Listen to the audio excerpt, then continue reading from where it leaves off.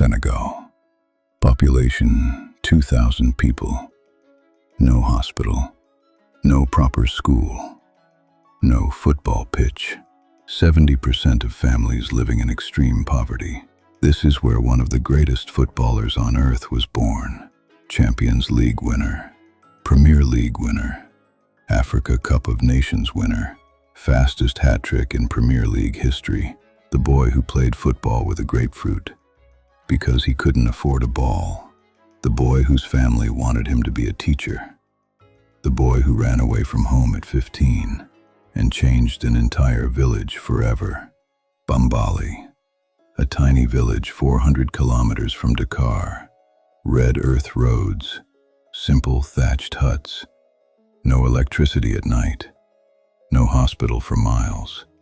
The World Bank estimates 70% of families here live in extreme poverty. The average salary in this region, $150 a month. Most don't even earn that. The only path out of poverty in Bambali? Farming. That was it. That was the future. Unless your name was Sadio Mané. Sadio Mané was born on April 10, 1992. His father was an imam, a man of deep faith, a man of prayer. He forbade young Sadio from playing football. The family wanted him to become a teacher. Study your religion, he said. Football is not a future. And then, when Sadio was just 7 years old, his father fell ill. There was no hospital in Bambali. They had to carry him, miles away, on foot, in the African heat, to a village that had a hospital. He didn't make it. Sadio Mané later said, "When I was young, my dad was always saying how proud he was of me. He was a man with a big heart. When he died, it had a big impact on me. I said to myself, now I have to do my best to help my mother. That's a hard thing to deal with when you are so young." Then came 2002. Sadio was 10 years old. Senegal qualified for the World Cup, only their second time ever. He watched transfixed as his nation shocked the world, beating France, the world champions, in the opening game. Sadio later said, "The first time I watched a World Cup game was in 2002. That was the first time Senegal had ever qualified, and it was a great moment I will never forget. That experience is what inspired me to become a footballer." His two idols? Ronaldinho and El Hadji Diouf. He told his best friend Luke, "I will reach their level one day." Transition from watching to becoming. Final inspiration panel, the promise made to himself. But there were no balls in Bambali, so he used what he had. Grapefruits, cans, stones, old socks stuffed with plastic bags. That was his football, on dusty pitches, often barefoot. The other kids called him something special, Ballon Bua.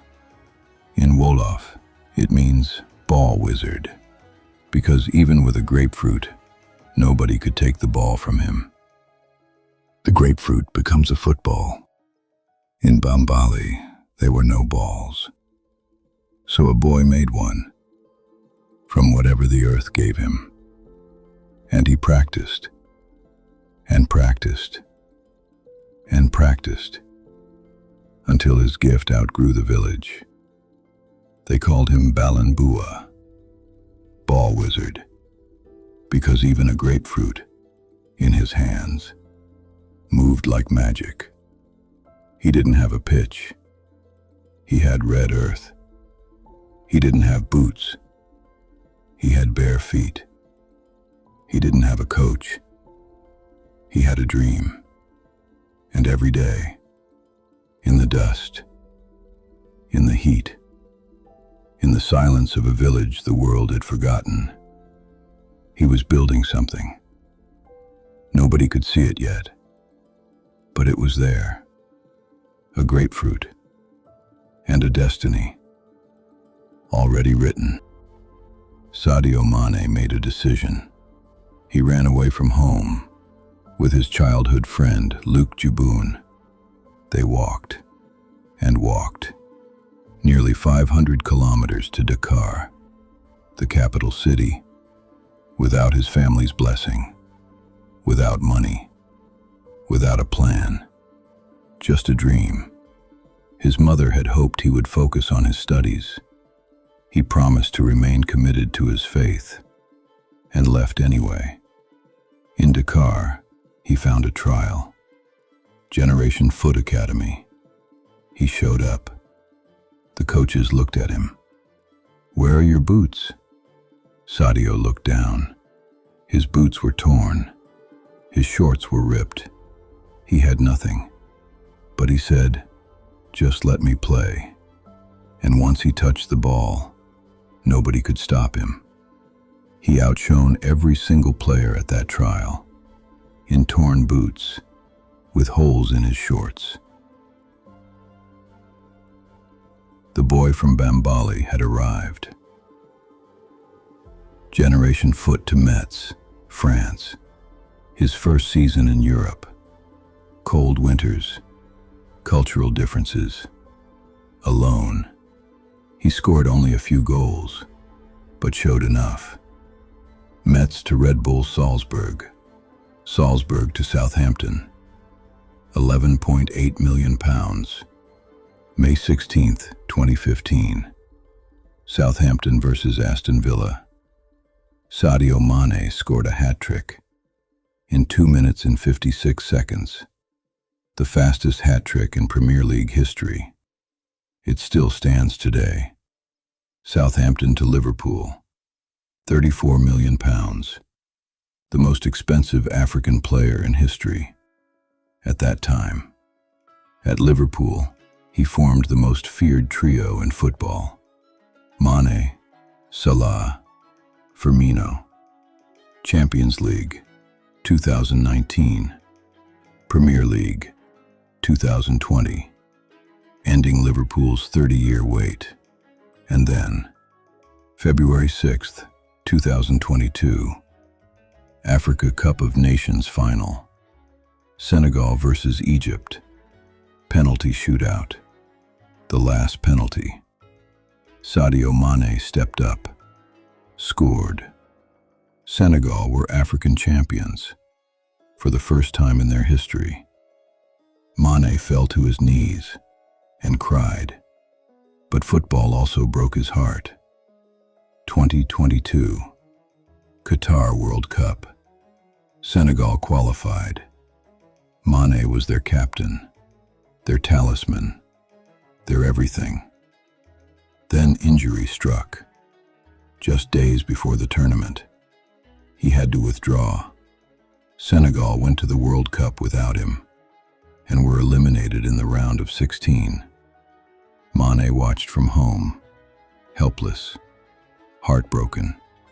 He said later, "It was the hardest moment of my career." But here is what separates Sadio Mané from everyone else. When the money came, he remembered Bambali. Every single day. 2019, £250,000 to build a school in Bambali, because he remembered studying under a tree. 2020, £41,000 donated to Senegal's COVID-19 Health Committee during the pandemic.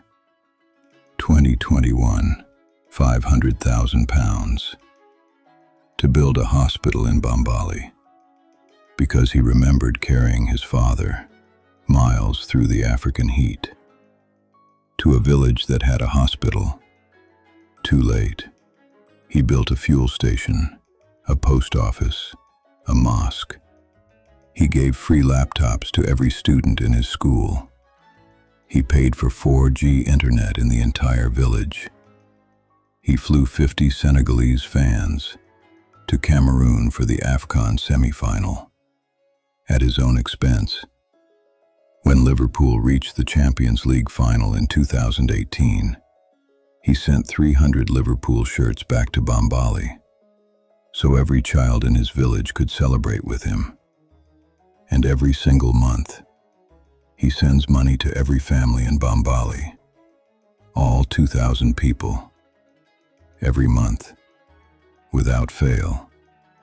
He was once filmed cleaning the toilets at a Liverpool mosque, one of the highest paid footballers on earth, cleaning toilets, because he said nobody should be too important for humility. When asked why he doesn't spend on luxury, Mané said, "Why would I want 10 Ferraris, 20 diamond watches, 2 planes? I was hungry. I survived hard times. I played football barefooted. But today, with what I win thanks to football, I can help my people." June 2026. The World Cup. Finally. USA, Canada, Mexico. Sadio Mané. 34 years old. Still running. Still fighting. Still carrying Bambali on his back.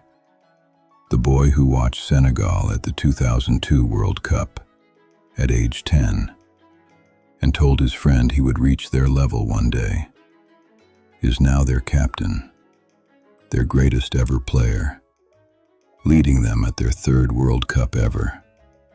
And in Bambali, 2,000 people watch on their televisions in a village that now has electricity because of him, in a village that now has a hospital because of him, in a village that now has a school because of him, in a village that now has internet because of him. Sadio Mané grew up with nothing. No ball, no boots, no father, no hospital, no future. His family wanted him to be a teacher. He used a grapefruit as a football. He ran away from home at 15. He showed up to his trial in torn boots. And he said, "Just let me play." Today, Bambali has a school. Bambali has a hospital. Bambali has electricity. Bambali has internet. Bambali has a mosque. Bambali has hope. All because a boy picked up a grapefruit and refused to put it down.